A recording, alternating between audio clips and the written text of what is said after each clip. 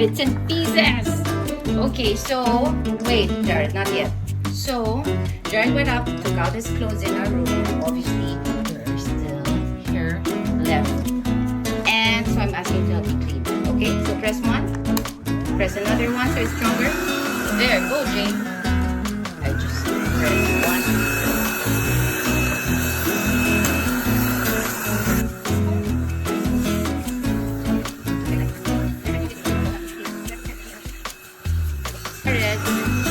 He's taking out all the hair from the skin with the vacuum cleaner. Clean now. So great, we have helpers.